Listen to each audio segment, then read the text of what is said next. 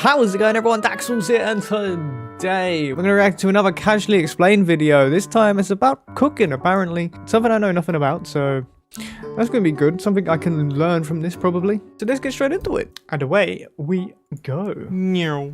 This video is sponsored by ExpressVPN. Oh, nice. Now, there are plenty of ways you can get inspired to cook. Whether you're looking to impress a girl, you're looking to impress a guy, or your mum's out, and this was the first search result. Nevertheless, the first step of your cooking journey is always the same. Watching Gordon Ramsay make a beef Wellington, and then going online and finding a recipe well beyond your skill level. Now, after you've learned your lesson the hard way, it's time to pick something more manageable. A lot of people get stressed out trying to read a recipe, but it should be pretty easy if you take it one step at a time. In general, I find the only part of a recipe that's hard to follow is the part where it says serves to.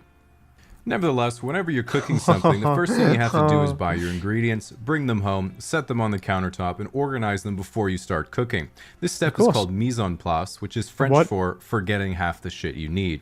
In this situation, I like to make an adaptation to the recipe by taking a look at all the ingredients I don't have, seeing exactly where the author uses them in the recipe, and then I cross them out. Now, when you're cutting your ingredients, having a sharp knife is very important because it lets you cut things faster and more easily, thus creating the illusion of competence. Keep your knife sharp, make sure you run the knife up and down a honing rod every time before you cook. This won't do anything on account of your poor technique, but it does make a cool sound. Furthermore, if you do have a date, nothing turns a woman on more than being alone in a room with a man sharpening a 10-inch kitchen knife. So now that all your ingredients are chopped and neatly placed in bowls around your cutting board, make sure you take a quick picture for Instagram so your friends think your life is going better than it actually is. Now, every dish is cooked differently, so make sure you cover the smoke detector with saran wrap and follow the recipe closely. While I'm waiting for thermal radiation to do its work, I like to reward my hard work by ignoring the mess I've made and having a glass of wine. In the restaurant industry, this is called a coping mechanism, and all professional chefs do this after their shift. The final part of cooking your meal is plating, which is how your dish will be presented. And this is pretty straightforward. Amateurs put each ingredient beside each other with the sauce on top, but professionals put each ingredient on top of each other with the sauce on the side. So once you put your chicken tenders on top of the fries, it's time to reflect on everything you did wrong. Maybe you substituted flour for cornstarch, got Celsius and Fahrenheit confused on your oven, eyeballed every measurement, literally only had half the ingredients, or maybe your meat was dry because you got hungry and ate the butter instead of putting it in the pan. Whatever you did wrong, don't feel bad about it. Just write it down, click 1 star, and hit submit review. Once you finish your meal and prolong starvation for another day, what are the next steps, you might ask? Well, if you're really looking to become a cooking enthusiast and take things to the next level, it's pretty straightforward.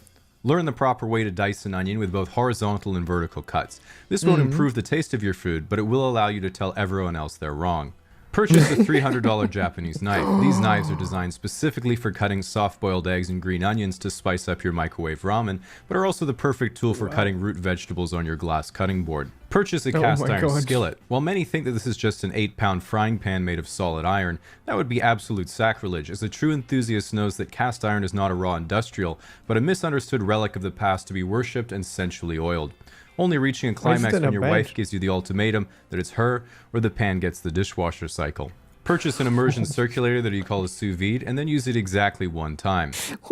Run out of money. That's pretty much it. Now it's recipe books for Christmas and forearm tattoos until the day you die. At this point, there's probably only one question on your mind. Should I go pro? And while there's not a lot of competition right now, keep in mind that professional chefs have the challenge of working with some of the most insufferable people on the planet. Customers. In addition, you might think, oh, if I'm a professional chef, all the food I make for myself would be delicious. Nope, frozen pizza and Jack Daniels. Nevertheless, I don't want to discourage anyone, and it all depends on what you really want from life. For example, if you want to be a pro athlete, your goal is to win a gold medal at the Olympics. If you want to be a pro artist, you hope one day your work hangs in the Louvre. But if you want to be a pro chef, you have to have the dream that one day, however unlikely, a French tire company will finally rate your restaurant 3 stars. Wow.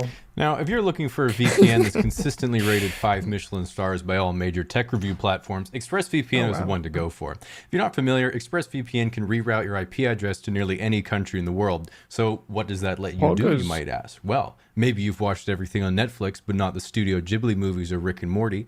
Bam, now you're in the UK and there they are. Maybe you've watched everything on Netflix entirely, but Disney Plus isn't available where you live. Bam, now it is.